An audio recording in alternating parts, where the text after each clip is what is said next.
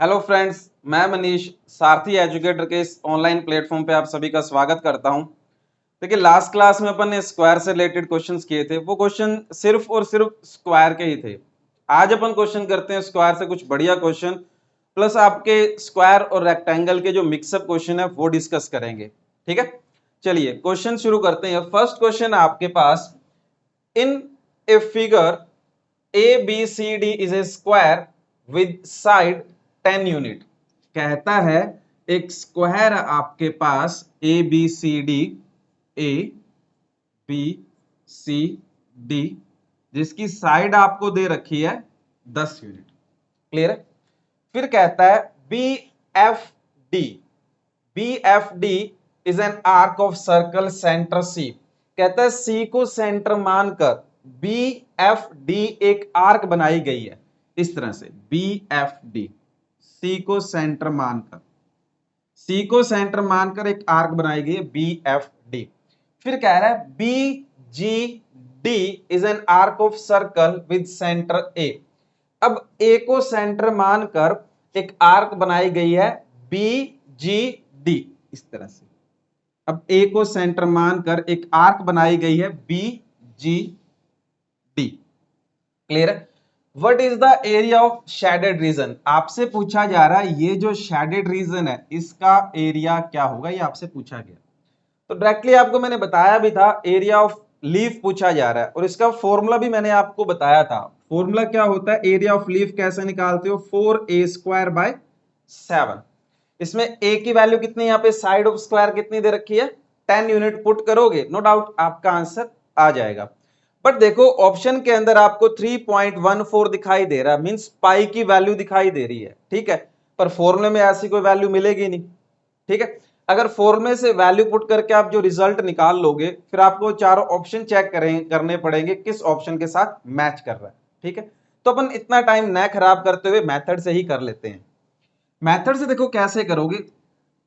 आपके पास B D, ये क्या आपके पास डायगोनल ऑफ स्क्वायर, मतलब वर्ग का क्या, एक विकर्ण। ठीक, तो मैंने क्या किया, एक पार्ट जो है आपका इस स्क्वायर में से रिमूव कर लिया, ये वाला पार्ट। ठीक है, ए डी बी जी, ये जी, ए, बी और डी। ये साइड आपकी 10 यूनिट, ये भी 10।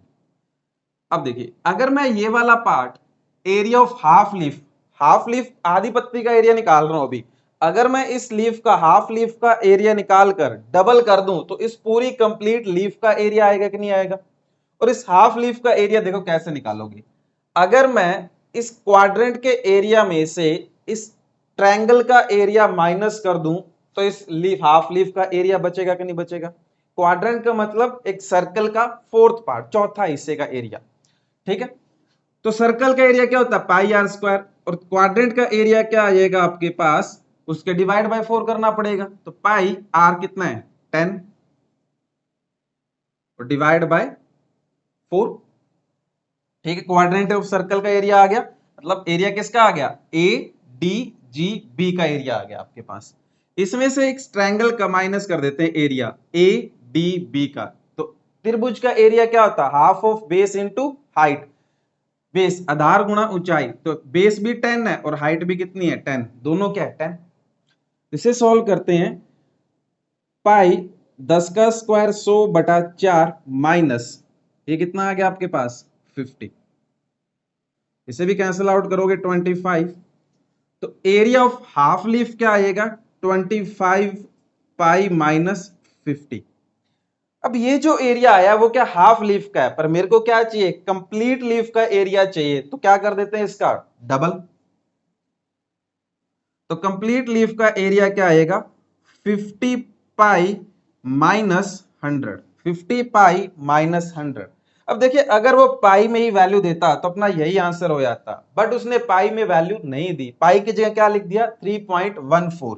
तो 50 इंटू 3.14 माइनस 100, तो आपका आंसर क्या आएगा 50 इंटू 3.14 माइनस 100। इस पूरी कंप्लीट लीफ का एरिया क्या आएगा 50 इंटू 3.14 माइनस 100। क्लियर है सभी को, कोई डाउट। चलिए सेकंड क्वेश्चन देखते हैं।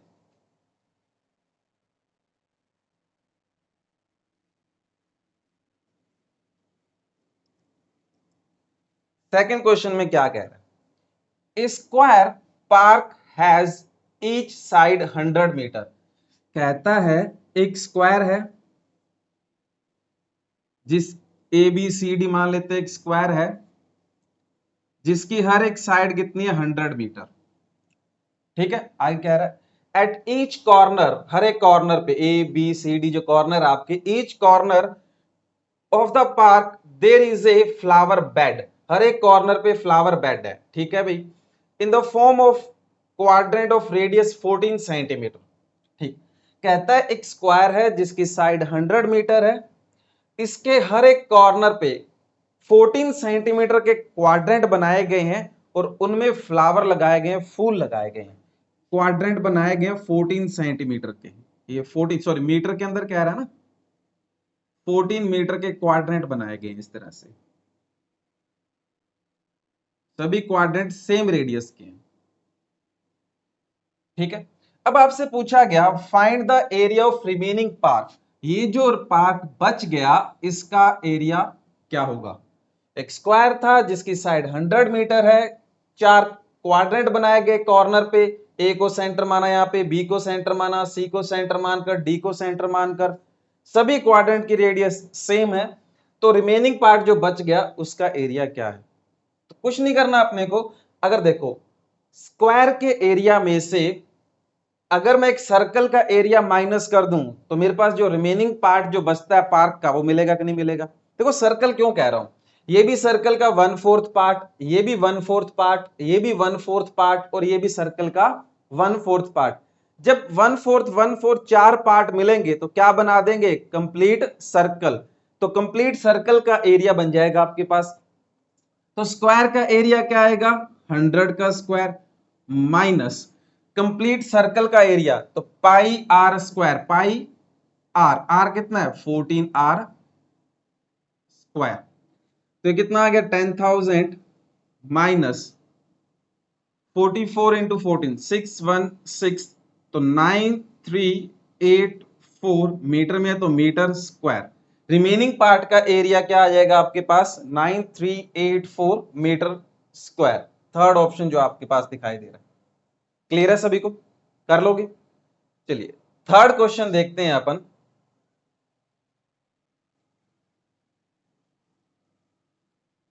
थर्ड क्वेश्चन में क्या कह रहा है, थर्ड क्वेश्चन में कह रहा है in a given figure A B C D is a square. कहता है ए बी सी डी एक स्क्वायर है। ठीक है, उसके बाद क्या कह रहा है, 4 equal semi circle are drawn in such a way that they meet each other at O. कहता है एक एबीसीडी एक स्क्वायर है, इसमें 4 सेमी सर्कल हैं, वो चारों के चारों सेमी सर्कल, चारों के चारों अर्धवृत्त पॉइंट ओ पर मिलते हैं। ठीक है, अब क्या कह रहा है, side A B B C C D D A are the respective diameter of the semi circle. ठीक है, अब जो side A B B C C D D A है, ये क्या है, डायमीटर है। तो मींस आपके जो सर्कल है वो इस तरह से बनाए गए हैं, 4 सेमी सर्कल हैं, वो डायमीटर हैं।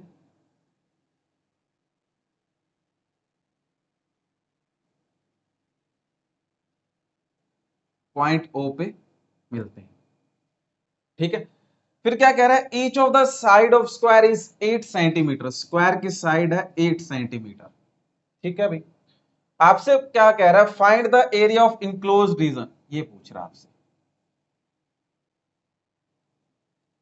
क्लियर, कहता है एक स्क्वायर है ए बी सी डी, इसमें 4 सेमी सर्कल बनाए गए, 4 अर्धवृत्त बनाए गए जो पॉइंट ओ पर मिलते हैं।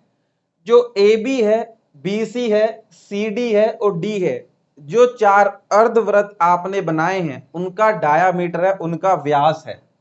तो अब बताइए इन सर्कल के द्वारा इन वृत्त से जो एरिया इनक्लोज्ड किया गया, बाउंडेड किया गया, उसका एरिया क्या होगा।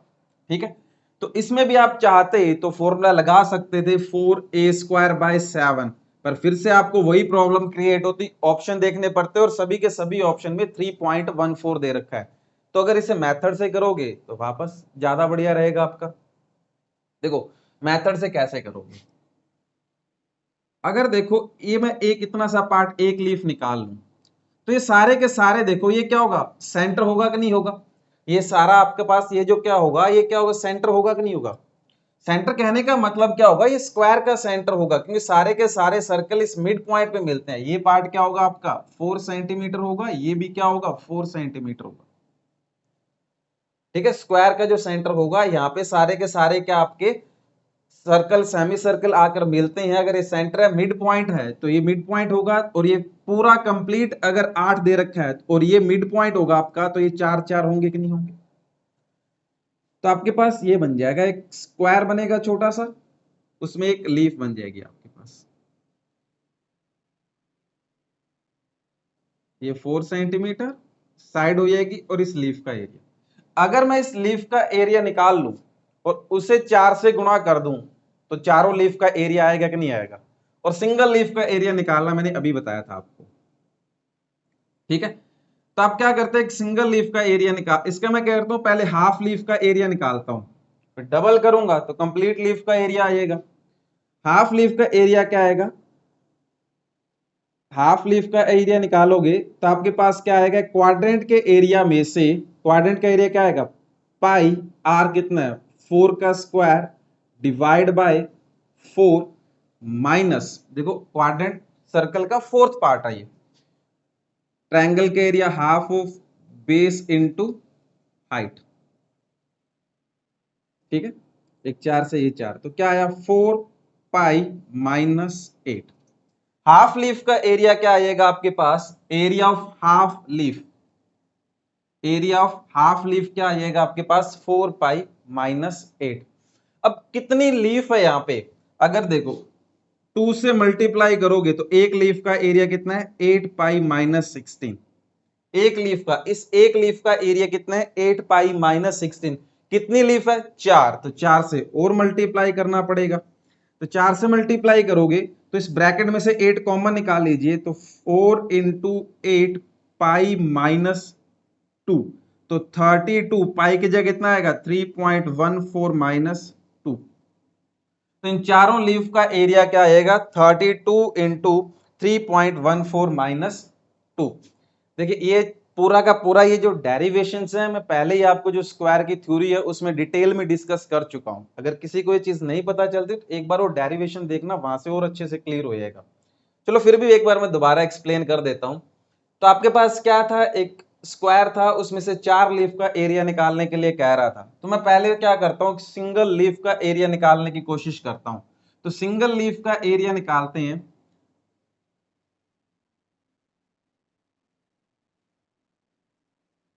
देखो ये वाला पार्ट बनेगा, इसमें से अगर मैं सिंगल लीफ तो एक बार हाफ लीफ निकाल के उसका डबल कर दूंगा तो मेरे पास एक लीफ का एरिया आएगा कि नहीं आएगा। ये भी 4 है और ये भी 4 है, और ये क्या है क्वाड्रेंट ऑफ सर्कल दे रखा है, तो सर्कल का फोर्थ पार्ट, तो उसका एरिया क्या होता है पाई आर स्क्वायर अपॉन 4, जो यहाँ पे मैंने यूज किया। माइनस कर दिया मैंने एक त्रिभुज का क्षेत्रफल, half of base into height, आधार गुना ऊंचाई। तो आपके पास हाफ लीफ का एरिया कितना आ गया 2 into 4 pi, sorry half leaf का एरिया कितना आएगा 4 पाई माइनस 8। अगर इसे मैं 2 से मल्टीप्लाई कर दूं तो क्या आ गया, एक पूरी पत्ती का एरिया आ जाएगा, इस वाली पूरी पत्ती का एरिया आ जाएगा। और 4 से मल्टीप्लाई कर दूंगा तो सभी पत्तियों का एरिया आ जाएगा। यही आपसे पूछा गया था। ठीक, क्लियर है सभी को। चलिए नेक्स्ट क्वेश्चन देखते हैं।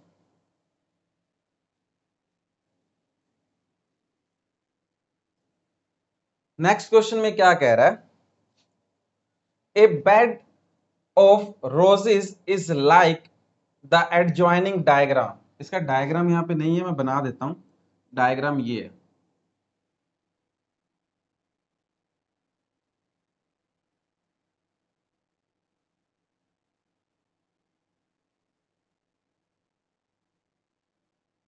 ये इसका डायग्राम है। ठीक है, ये बेड बनाए गए हैं आपके, जो उसमें रोज लगाए गए हैं। In the centre of is a square and each side there is a semi circle. देखिए सेमी सर्कल आपके, clear. The side of square is 21 centimetre. Square की साइड कितनी है? 21 सेंटीमीटर। ठीक। If the rose plant need 6 metre square space. ठीक। अब देखिए हर एक रोज को लगाने के लिए उन दोनों के बीच में जो गैप होना चाहिए, अगर जो रोज लगाओगे, गुलाब के फूल लगाओगे, उन दो गुलाब के फूल में गैप कितना होना चाहिए? 6 मीटर स्क्वायर का।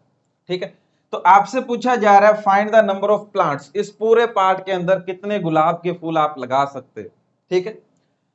तो आप करना क्या है, बस इसमें सभी पूरा कंप्लीट एरिया निकालिए, डिवाइड बाय 6 कर दीजिए, बस आपके पास वही तो रिजल्ट पूछ रहा है, तो उतने ही प्लांट लगेंगे। स्क्वायर की साइड 21 सेंटीमीटर है और ये जो स्क्वायर की साइड है, ये आपका जो सेमी सर्किल है उसका क्या है? डायामीटर, व्यास। अगर मैं डायामीटर का क्या कर दूं? हाफ कर दूं, तो क्या मिल जाएगा? अर्ध व्यास, रेडियस। तो रेडियस क्या आएगी आपके पास? 21/2। ठीक है। ये भी, इसकी भी अगर साइड कितनी है? 21 है, इसकी भी रेडियस कितनी आएगी? 21/2। इसी तरह सभी की रेडियस कितनी है? 21/2 और स्क्वायर की साइड कितनी है? 21। तो कंप्लीट कितना एरिया अपने पास जहां पे गुलाब लगा सकते हैं? स्क्वायर का एरिया 21 स्क्वायर, और सर्कल कितने बन रहे हैं? 2। ये भी सेमी सर्कल, सेमी सर्कल, इन दोनों को मिलाओगे कंप्लीट सर्कल, इन दोनों को मिलाओगे कंप्लीट सर्कल। कितने सर्कल बने? 2। तो 2 सर्कल का एरिया क्या आएगा? 2 इंटू पाई आर स्क्वायर। पाई कितना है? 22/7। आर कितना है? 21/2 आर स्क्वायर इंटू 21/2। और 21 का स्क्वायर कितना होता है? 441। ये कंप्लीट एरिया आ गया अपने पास। ठीक। तो टोटल कंप्लीट एरिया कितना आएगा आपके पास? 441 प्लस एक और कैंसिल आउट होएगा आपका 11 पे, 63 इंटू 11, 63 इंटू 393। तो कंप्लीट एरिया कितना हो गया जिसमें गुलाब लगाया जा सकता है? 4 3 1134 मीटर स्क्वायर, 1134 मीटर स्क्वायर। अब इतने एरिया में गुलाब लगा सकते हो, पर हर एक गुलाब के बीच में स्पेस भी तो चाहिए। कितना? 6 मीटर स्क्वायर। तो कितने गुलाब लगा सकते हो? तो डिवाइड कितने से कर दोगे? 6 मीटर स्क्वायर से। कैंसिल आउट करो, कितने गुलाब लगा सकते हो? 189। कितने गुलाब लगाए जा सकते हैं इस पूरे पार्ट के अंदर? जो आपके 2 सर्कल बन रहे हैं और स्क्वायर जो बन रहा है, इसमें कितने गुलाब लगाए जा सकते हैं? 189। क्लियर है सभी को? ठीक। चलिए नेक्स्ट देखते हैं क्वेश्चन। नेक्स्ट क्वेश्चन में आपको क्या कह रहा है? A B C P is a quadrant of a circle. ठीक है। एक सर्कल का क्वाड्रेंट बनाया गया, ये लीजिए। A B C P is a quadrant of a circle. Radius 14 centimetre, ये भी 14 सेंटीमीटर, ये भी 14 सेंटीमीटर। ठीक है। ए सी को मिलाएंगे तो एक ट्रायंगल भी बन जाएगा आपके पास। ठीक है। अब कुछ देखा हुआ सा लग रहा है, हाफ लिव दिखाई दे रही है आपको। ठीक है। ए सी ये भी मिला रखा है। A C is the diameter of semi circle. तो ए सी पे एक सेमी सर्कल भी बनाया गया इस तरह से। ए सी पे एक सेमी सर्कल बनाया गया, ये लीजिए। ठीक है। इस don't find the area of shaded portion. ये एरिया आपसे, शेडेड पोर्शन का एरिया आपसे पूछ रहा है। क्लियर है डायग्राम सभी को? कहता है ए बी सी पी एक क्वाड्रेंट ऑफ सर्कल, फिर ए सी को मिलाया गया। ए सी डायमीटर सेमी सर्कल का, तो एक सेमी सर्कल बनाया। तो इनक्लोज्ड एरिया जो बना वो पूछा गया आपसे। ठीक है। तो क्या करते हैं, अगर मैं देखू यहां से ध्यान से देखोगे, एक सेमी सर्कल जो आपको दिखाई दे रहा है, एसी डायमीटर पे जो सेमी सर्कल दिखाई दे रहा है, अर्ध वृत्त दिखाई दे रहा है, उसके एरिया में से इस हाफ लीफ का एरिया माइनस कर दूं, तो हाफ लीफ बनी कि नहीं बनी? इस हाफ लीफ का एरिया माइनस कर दूं तो ये जो शेडेड रीजन है बचेगा कि नहीं बचेगा? तो सेमी सर्कल का एरिया क्या आएगा?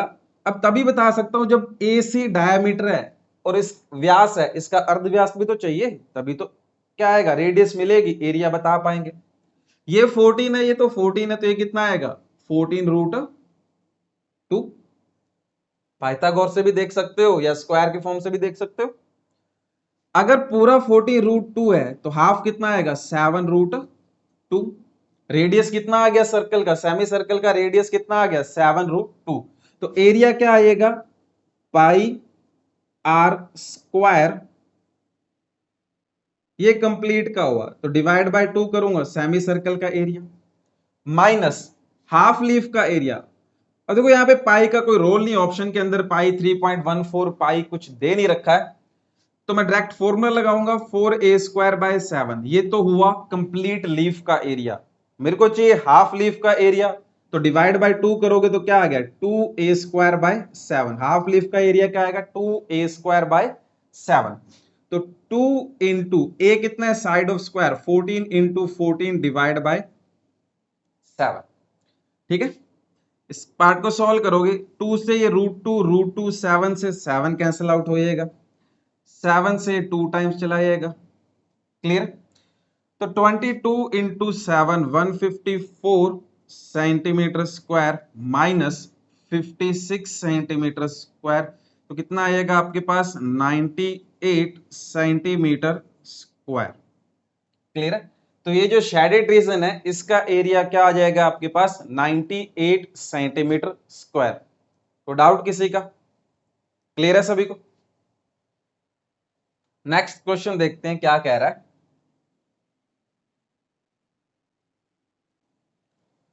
नेक्स्ट क्वेश्चन में कह रहा है the area of A square is 3/4। अब देखो ये क्वेश्चन आपके पास स्क्वायर और रेक्टेंगल के मिक्सअप क्वेश्चन आ गए, वो डिस्कस करते हैं। ठीक है, कहता है the area of A square is 3/4 the area of a rectangle. Square का एरिया 3/4 3/4 रेक्टेंगल के एरिया के बराबर, आर लिख देते हैं रेक्टेंगल के एरिया को आर। तो अपने को स्क्वायर के एरिया और रेक्टेंगल के एरिया का रेशियो मिल गया 3/4। क्लियर। अब क्या कह रहा है the length of rectangle is 25 centimetre. आयत की जो लंबाई है वो 25 सेंटीमीटर है। ठीक है, and the breadth of rectangle is 10 centimetre less than the length. और जो आयत की चौड़ाई है आयत की लंबाई से 10 सेंटीमीटर कम है, तो चौड़ाई कितनी होगी 10 सेंटीमीटर कम करोगे 15 सेंटीमीटर। क्लियर।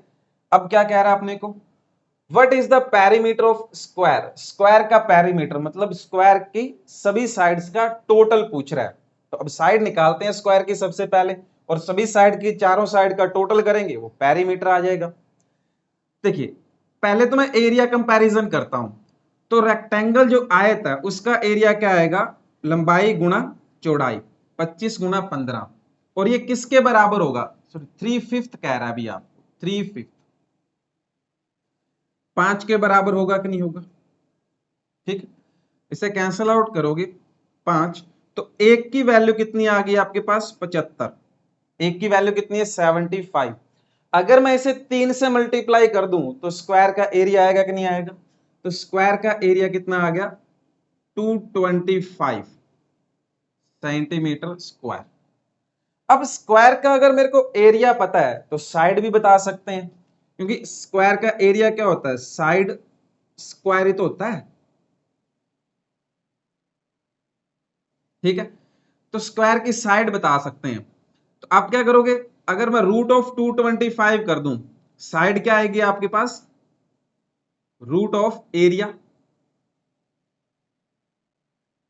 तो 225 का स्क्वायर रूट कितना आता है 15, स्क्वायर की साइड कितनी है 15 सेंटीमीटर। स्क्वायर की साइड कितनी है 15 सेंटीमीटर। अपने से पूछा गया पेरीमीटर मतलब सम ऑफ ऑल साइड क्या होगा 4 इंटू 15। स्क्वायर की कितनी साइड होती है 4 इंटू 15 करो कितना आ गया पेरीमीटर ऑफ स्क्वायर कितना आ गया 60 सेंटीमीटर। पेरीमीटर ऑफ स्क्वायर क्या आएगा 60 सेंटीमीटर। एरिया दिया गया था, एरिया का कंपैरिजन किया स्क्वायर की साइड आएगी, और पेरीमीटर निकालना था तो सभी साइड्स को जोड़ना था। बस इतना सा क्वेश्चन था। क्लियर है सभी को। नेक्स्ट देखते हैं क्वेश्चन में क्या कह रहा है।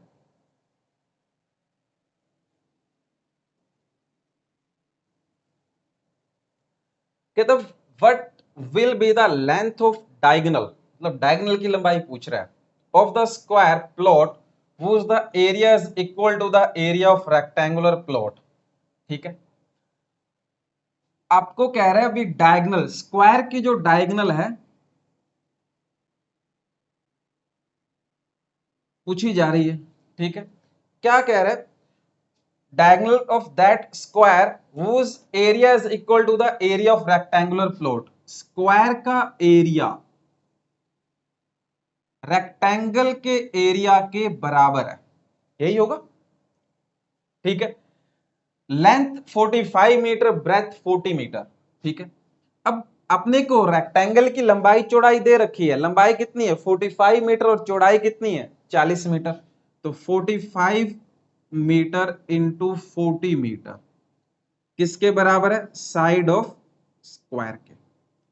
अगर मैं स्क्वायर हटाऊंगा तो इस साइड क्या आएगा, रूट आएगा, तो अपने को स्क्वायर की साइड मिल जाएगी। तो रूट ऑफ 45 को लिख रहा हूं मैं 9 इंटू 5 और 40 को लिखता हूं मैं 8 इंटू 5। ठीक है, 9 से क्या मिलेगा, रूट से 3 बार आ जाएगा, 2 5 है तो एक 5 भी बार आएगा। और देखिए 8 को क्या लिख सकते हो आप, 2 रूट 2। ठीक है, तो साइड ऑफ स्क्वायर क्या आएगी आपके पास 30 रूट 2 सेंटीमीटर। स्क्वायर की साइड कितनी है 30 रूट 2 सेंटीमीटर। पर अपने से क्या पूछा गया, स्क्वायर की डायगोनल। तो डायगोनल ऑफ स्क्वायर क्या होता है अभी आपके पास, साइड रूट 2। साइड कितनी है 30 रूट 2 इंटू रूट 2, तो कितना आ गया आपके पास 60 सेंटीमीटर। तो डायगोनल ऑफ स्क्वायर क्या आएगा आपके पास 60 सेंटीमीटर। क्लियर है सभी को, कोई डाउट किसी का। ठीक है, नेक्स्ट क्वेश्चन देखते हैं।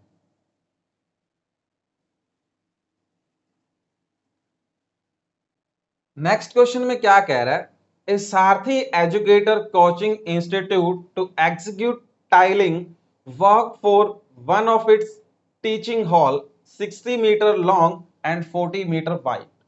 कहता है सारथी एजुकेटर कोचिंग इंस्टीट्यूट के एक टीचिंग हॉल के अंदर, जो एक रेक्टेंगल की फॉर्म में दे रखा है आपको, लंबाई चौड़ाई दे रखी है, जिसकी लंबाई 60 मीटर है, चौड़ाई 40 मीटर। रेक्टेंगुलर हॉल है जिसकी लंबाई 60 मीटर है, चौड़ाई 40 मीटर है। ठीक है, वाइड द स्क्वायर टाइल, इसमें स्क्वायर टाइल लगाई जाती है, जो स्क्वायर टाइल का जो साइज है, स्क्वायर टाइल है जिसकी साइड कितनी है 0.4 मीटर। ठीक है, इफ ईच टाइल कॉस्ट, हर एक टाइल लगाने के 5 रुपए लगते हैं। ठीक है, हर एक टाइल लगाने के 5 रुपए लगते हैं। The total cost of tile would be, तो पूरे जो रेक्टेंगुलर फ्लोर है जो 60 मीटर लंबा और 40 मीटर चौड़ा है, इस पूरे रेक्टेंगुलर फ्लोर में टाइल लगाने का टोटल खर्चा कितना आएगा। इसे एक रेक्टेंगुलर प्लॉट आपके पास,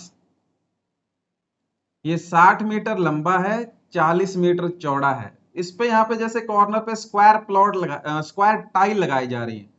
तो ये 0.4, ये भी 0.4 मीटर, ये भी 0.4, ये भी 0.4, इस तरह से। और एक टाइल लगाने से 5 रुपए खर्चा आ रहा है, तो पूरे फ्लोर पे टाइल लगाएंगे तो कितना खर्चा आएगा।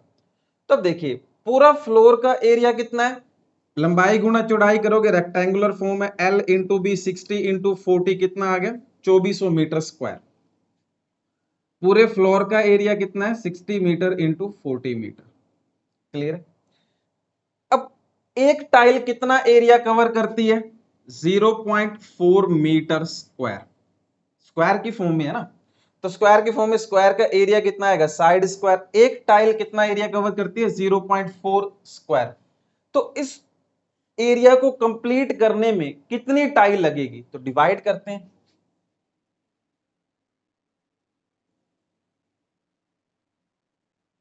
पॉइंट हटाओगे 10 लगा दीजिए।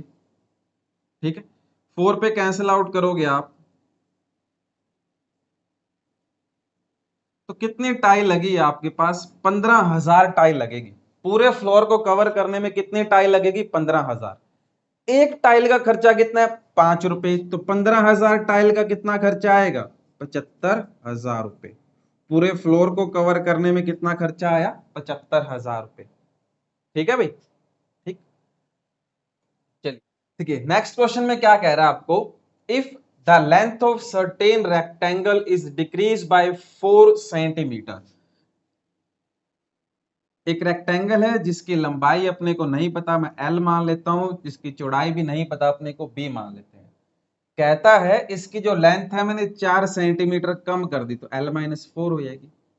ठीक है, और जो ब्रेथ है वो इंक्रीज कर दी, चौड़ाई मैंने 3 सेंटीमीटर बढ़ा दी तो B+3 हो जाएगी। ठीक है, फिर क्या कह रहा है, a square with the same area as the original rectangle would result. अब एक स्क्वायर बनेगा जिसका एरिया क्या होगा, इनिशियल रेक्टेंगल ओरिजिनल रेक्टेंगल के एरिया के बराबर होगा। ओरिजिनल रेक्टेंगल का एरिया क्या होगा, L इंटू बी, इसके बराबर होगा। ये एक स्क्वायर बन गया जिसका, अब देखो स्क्वायर का मतलब है दोनों साइड क्या है, बराबर है। L-4 और B+3 क्या है, बराबर है। इसका जो एरिया है वो इनिशियल रेक्टेंगल के बराबर है। तो L-4 और B+3 किसके बराबर है, L इंटू बी के। मल्टीप्लाई करोगे तो LB+3L -4B-12 is equal to LB। LB से LB कैंसिल आउट होएगा, 3L -4B इक्वल टू 12। ठीक है, अब समझना ध्यान से, कहता है जब मैंने लेंथ 4 सेंटीमीटर कम की, ब्रेथ 3 सेंटीमीटर बढ़ा दी तो एक स्क्वायर बना, जो स्क्वायर का एरिया था इनिशियल रेक्टेंगल के बराबर था। ठीक है, वो मैंने कर दिया। अब अगर एक स्क्वायर बना, स्क्वायर का एरिया क्या होता है, साइड इंटू साइड, मतलब ये दोनों साइड्स क्या होंगी, बराबर होगी। L-4 और B+3 क्या होगी, बराबर होगी कि नहीं होगी, क्योंकि एक स्क्वायर बन चुका है। ठीक है, तो ये दोनों के दोनों क्या होंगे, बराबर होंगे। L-4 किसके बराबर है, B+3 के। तो L-B किसके बराबर आ गया, 7 के। ठीक है, दो इक्वेशन है, दो वेरिएबल है, इजीली सॉल्व कर सकते हो। इस इक्वेशन को क्या करते हैं, 3 से मल्टीप्लाई कर देते हैं, तो क्या फायदा होगा, 3L -4B इक्वल टू 12, तो 3L-3B इक्वल टू 21। पहली में से दूसरी इक्वेशन माइनस कर देते हैं, 3L से 3L cancel, -B -9, minus minus plus, तो चौड़ाई कितनी आ गई आपके पास, 9। इसमें पुट कर देते हैं, B की वैल्यू अगर 9 है तो L-9 इज इक्वल टू 7, तो लेंथ कितनी आ गई इनिशियली, 16। ठीक, लेंथ कितनी है 16 और ब्रेथ कितनी है 9। अब मेरे से पूछा गया, इनिशियल रेक्टेंगल था जिसमें लंबाई और चौड़ाई में कोई चेंज नहीं किया गया था, उसका पेरीमीटर क्या है। तो पेरीमीटर ऑफ रेक्टेंगल क्या होता है, 2 इंटू L+B। 2 लंबाई 16 और चौड़ाई कितनी है 9, कितना आ गया 50 सेंटीमीटर में है, तो 50 centimetre. Perimeter of initial rectangle क्या आ जाएगा, 50। क्लियर है सभी को, बढ़िया क्वेश्चन है। ठीक है, चलिए नेक्स्ट क्वेश्चन देखते हैं।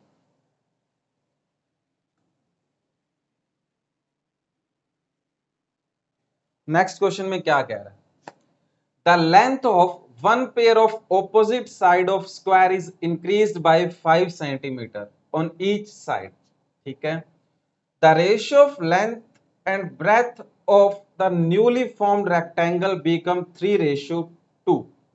देखो क्या कहते हैं, कहता है एक स्क्वायर है आपके पास,